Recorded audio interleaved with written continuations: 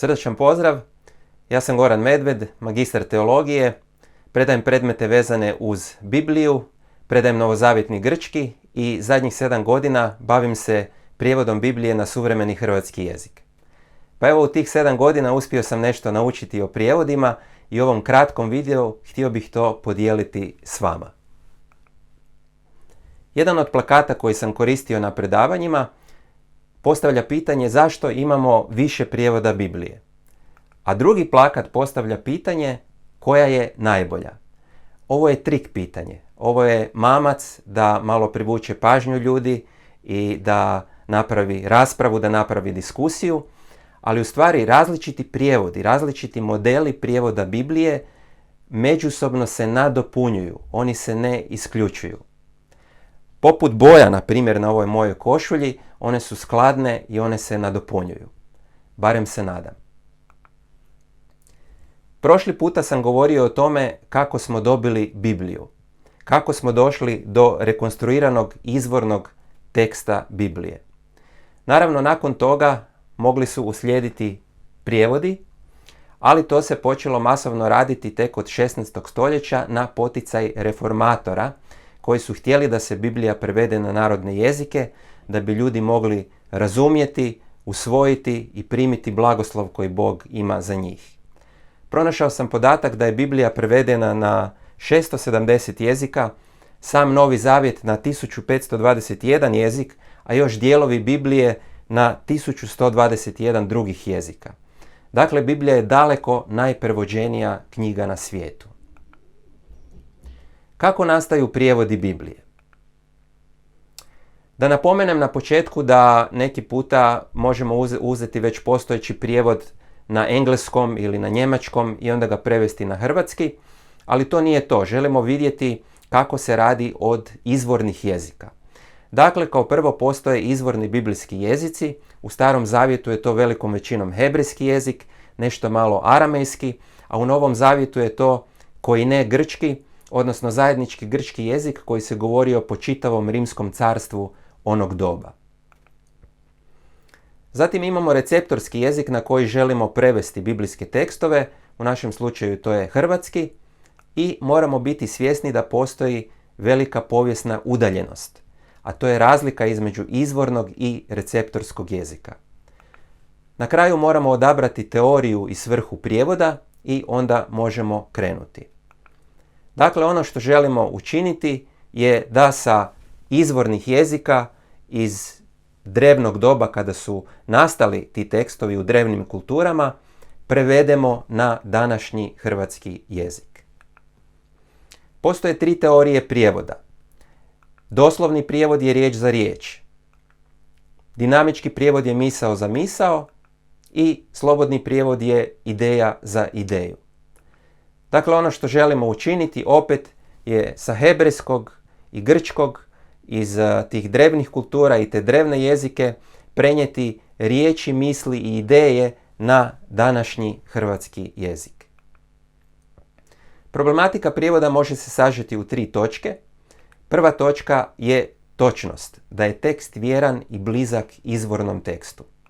Druga točka je jasnoća, da je tekst lako čitljiv i razumljiv. Treća je ljepota, da je tekst tečan i da se lako pamti. Međutim, moramo napomenuti da se ta 3 cilja međusobno suprotstavljaju i to ćete vidjeti na konkretnom primjeru. Kako možemo svrstati neke hrvatske prijevode po tim modelima prijevoda? Doslovni prijevod je Varaždinska Biblija. Dinamički prijevod su Kršćanska sadašnjost, odnosno Zagrebačka Biblija, pa Šarićev prijevod, pa suvremeni prijevod. Razlika između suvremenog prijevoda Kajesa i Šarića je u tome što Kajes i Šarić koriste stari način izražavanja, stariji jezik, koriste aoriste i imperfekte, a suvremeni prijevod koristi današnji izričaj i jezik. I od slobodnih prijevoda na hrvatskom u stvari nemamo cijelu Bibliju u slobodnom prijevodu, imamo samo Novi Zavjet, to se zove Knjiga o Kristu, ali to je prevedeno u stvari sa engleskog slobodnog prijevoda. Evo za primjer ćemo uzeti Anin hvalospjev iz prve knjige o Samuelu, 2. poglavlje, prvi redak. Dakle, Ana je prvo bila neplodna i to se onda smatralo prokletstvom, nije mogla imati djece i molila se Bogu da dobije sina. I Bog je odgovorio na molitvu i ona je dobila sina koji se zvao Samuel i posvetila ga je Bogu u službu. I u 2. poglavlju imamo zapisano njezinu molitvu zahvale, odnosno njezin hvalospjev Bogu. Doslovni prijevod Varaždinska Biblija kaže ovako: Srce se moje u Gospodu raduje, u Gospodu se diže rog moj, usta mi se šire na neprijatelje moje, jer se obradovah tvojemu spasenju. Ovdje crvenom bojom imate označeno 2 hebrejska izraza. Dakle, prednost doslovnog prijevoda je to da možete vidjeti kako to izgleda na hebrejskom, a nedostatak doslovnog prijevoda je da možda nećete znati što to znači na hrvatskom, ako niste biblijski obrazovani. Dinamički prijevod KS ili Zagrebačka Biblija kaže: kliče srce moje u Jahvi, raste snaga moja po Bogu mom, šire mi se usta na dušmane moje i tako dalje. Dakle, rog je simbol snage u Bibliji i ovdje je dobro prevedeno raste moja snaga. Ali ostavili su izraz šire mi se usta na dušmane moje, što ostaje nerazumljivo. Šarićev prijevod kaže: odveć je velika sreća moja u Gospodu, što nije najbolji prijevod za rog, a sad mogu usta svoja otvoriti pred neprijateljima svojim. Dakle, ovdje već imamo malo bolju sliku ovog drugog izraza, jer Ana je bila posramljena pred svojim neprijateljima jer je na njoj bilo prokletstvo. A sada, kad je prokletstvo dignuto, kad je rodila sina, ona može otvoriti svoja usta pred neprijateljima. Suvremeni prijevod prevodi oba hebrejska izraza da budu razumljivi na današnjem jeziku i kaže ovako: u Bogu se moje srce raduje, u Bogu moja snaga raste, izrugujem se neprijateljima i veselim se zbog pobjede. Dakle, oba izraza se lako čitaju i lako razumiju za današnjeg čitatelja.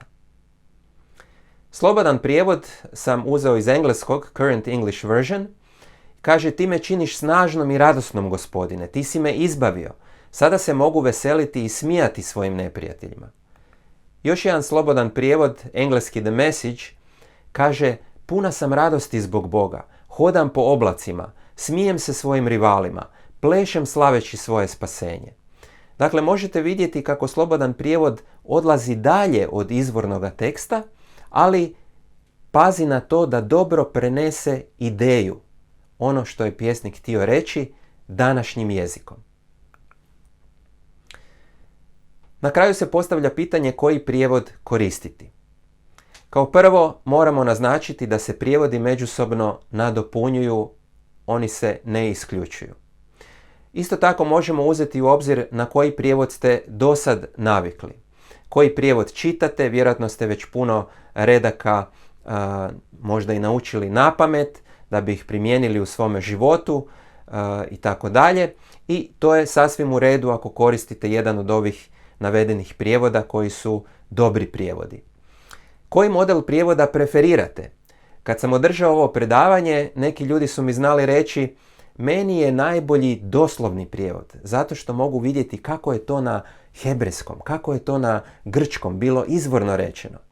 Neki bi mi pak rekli: meni je super slobodan prijevod, zato što on baš nekako današnjim izričajem iskazuje ono što se u stvari događalo. Na kraju zaključujem da u stvari korištenje prijevoda, čitanje prijevoda iz više modela produbljuje naše razumijevanje teksta. Dakle, to možete vidjeti na prethodnom primjeru. Ako čitate Anin hvalospjev u doslovnom modelu, u dinamičkom modelu i u slobodnom modelu, dobit ćete bolje razumijevanje nego ako samo čitate u jednom modelu prijevoda. To bi ukratko bilo to. Ako želite vidjeti čitavo predavanje o prijevodima Biblije, molim vas idite na poveznicu koja se nalazi na ekranu. Isto tako možete se pretplatiti na ovaj kanal koji se zove Biblijska učenja, jer uskoro dolazi još zanimljivih materijala. Hvala vam na pažnji.